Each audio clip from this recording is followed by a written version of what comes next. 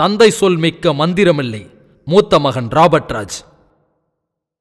ஒரு பிள்ளையை கருவில் சுமப்பது தாய் என்றால் தோள் மீது சுமந்து உலகத்தை காட்டுவது தந்தைதான். பிள்ளைகளின் முன்னேற்றத்திற்காக ஆயுள் முழுவதும் உழைப்பவர் தந்தை. நான் பட்ட கஷ்டம் என் பிள்ளைகள் படக்கூடாது என்று வாயார பேசி மனதார உழைக்கும் தந்தையைப் போல் யார் இருப்பார்?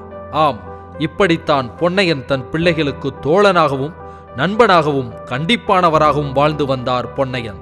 தன் தந்தை பொன்னையன் அவர்களை பற்றி ராபர்ட் ராஜ் நிறைய விஷயங்களை பகிர்ந்து கொண்டார். அதில் சில துளிகள். நான் படிப்பில் ஆவரேஜ் ஸ்டூடெண்ட் தான். +2 படித்து பாஸ் ஆயிட்டேன். அந்த நேரத்தில் என்ன படிக்கிறதுன்னு எனக்கு தெரியல. ஏதாவது டிகிரி படிக்கலாம்னு யோசிக்கும் போது எங்கள் அப்பா நீ டாக்டருக்கு படின்னு சொன்னார். எனக்கு தூக்கி வாரி போட்டுருச்சு. ஏன்னா நான் ஆவரேஜ் ஸ்டூடெண்ட்டு. என்னால் படிக்கிறது கஷ்டம்னு சொன்னேன்.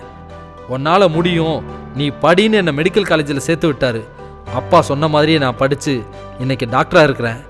எனக்குள்ளே இருக்கிற திறமை எப்படி கண்டுபிடிச்சாருன்னு இப்போ நினச்சாலும் ஆச்சரியமாக இருக்குது என்று தன் தந்தை பொன்னையனை பற்றி கூறிய ராபர்ட் ராஜ், 2019 சென்னைக்கு ஒரு வேலை சம்மந்தமாக போயிருந்தேன்.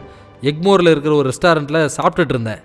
அப்போ சர்வீஸ் பண்ணிக்கிட்டு இருந்த ஒருத்தர் நீங்கள் பொன்னையன் சாரோட பையனான்னு கேட்டார். அப்பா கூட நான் சென்னைக்கு அடிக்கடி போவேன்.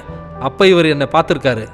அப்பா பெரிய ஹோட்டலில் தங்க மாட்டார், சாதாரண ஹோட்டலில் தான் தங்குவார். அப்போ அப்பா சாப்பிட்றதுக்காக இந்த ரெஸ்டாரண்ட்டில் சாப்பாடு ஆர்டர் பண்ணியிருக்காரு. அப்போ சாப்பாடு கொண்டு வந்தவர் தான் என்ன விசாரித்த அந்த ரெஸ்டாரண்ட் சர்வர். பொன்னையன் சார்கிட்ட பில்லு இல்லாமல் பணத்தை கொடுங்கன்னு கேட்டேன்.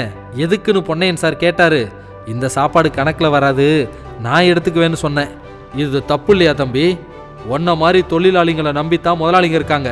நீங்களே இப்படி பண்ணால் பணம் போட்டு தொழில் பண்ணுற முதலாளியோட நிலைமை என்ன ஆகுறது? எல்லாரும் முதல் போட்டு தொழில் பண்ண முடியாது, இருக்கிறவங்க தான் பண்ண முடியும். அவங்களும் நஷ்டம் அடைஞ்சு ரெஸ்டாரண்ட்டை இழுத்து மூடுனாங்கன்னா எத்தனை பேரோட வேலை போகும்?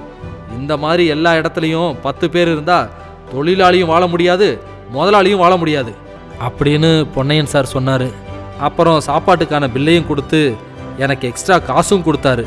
அன்னையிலேருந்து இன்னைக்கு வரைக்கும் அந்த தப்பை நான் பண்ணுறதில்ல.